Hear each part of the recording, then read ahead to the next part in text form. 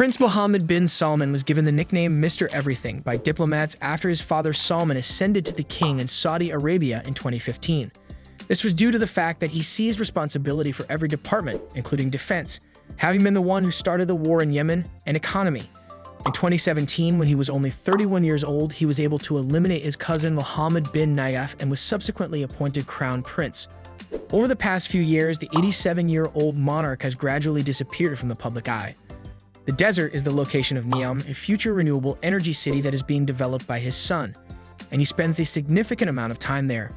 In September of 2022, MBS, who is more popularly known by his initials, was appointed to the position of Prime Minister, which had previously been held by the monarch. Therefore, he is the de facto head of Saudi Arabia. In the year 2017, MBS made public his ambition to guide Saudi Arabia into the 21st century. He won over many Westerners in the hopes of reforming that extremely traditional nation, which was once an American ally but was also the home of Osama bin Laden and 15 of the 19 terrorists on September 11, 2001. He was disruptive in contrast to the old royal house, and he won over many Westerners. Even before the relationship with President Trump and his son-in-law Jared Kushner, Secretary of State John Kerry made an effort to serve as a mentor to President Trump for the entirety of the Obama administration. Kerry was under the impression that President Trump's rise to power was unstoppable. As a result of the fact that polygamy is no longer considered acceptable among Saudis, MBS has made it clear that he only has one wife. In his definition of technology, he referenced Sun Tzu and Winston Churchill. He also stated that technology was the second most important influence in his life, with the royal house being the first. In contrast to many of his relatives, he did not pursue his education abroad. Rather, he built his authority under the guidance of his father, who had previously served as the governor of Riyadh.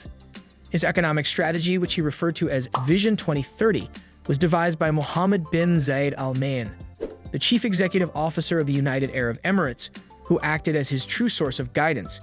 Increasing employment possibilities, particularly for women, and diversifying the economy away from oil were two of the primary focuses of this initiative.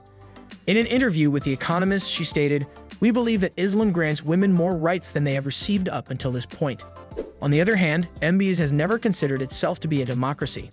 During his trip to Silicon Valley, he made the argument that one of the advantages of an absolute monarchy is that it allows one to make in one step all the changes that would require 10 in a democracy. Additionally, he mercilessly suppressed resistance while simultaneously promoting societal changes.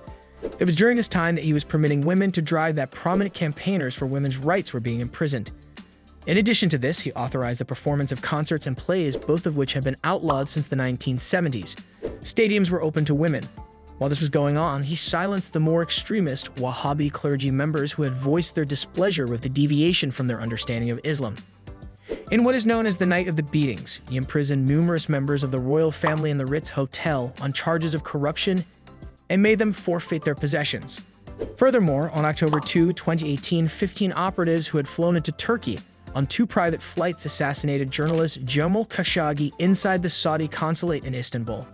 Khashoggi had developed links with groups that Riyadh saw as adversaries, including Turkish officials and a group supported by Qatar, and had expressed support for some of MB's reforms while criticizing the hypocrisy of others in the Washington Post.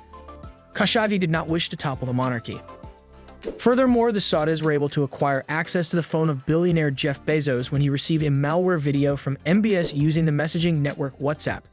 This publication, The Washington Post, is owned by Bezos. The incident involving Khashoggi was finally resolved when 8 deviant operatives were found guilty by the authority of the king. On the other hand, a CIA assessment that President Biden declassified in 2021 showed that MBS was the driving force behind the event. On the other hand, Biden has broken his promise to uphold justice in the Khashoggi case. During a trip to Jeddah that took place more than a year ago, he struck MBS with his fist. Her intention was to decline his handshake, but it ended up having the opposite effect and giving the impression that she was extending a warm greeting. At the G20 meeting in September of last year, they made the announcement of a link between India, the Middle East, and Europe. In order to prevent Riyadh from moving closer to the Russian-Chinese axis, to stabilize petrol prices, and to bring peace to Saudi Arabia and Israel, Vice President Biden is certain that the Middle East and North Africa, MBS administration will have a big effect on the future of the area. Thank you for watching this video on the complex and controversial figure of Mohammed bin Salman. We hope you have a better understanding of the reforms he has implemented and the human rights abuses he has been accused of. Don't forget to like, share, comment, and subscribe for more content on the latest news and issues from around the world. See you in the next video.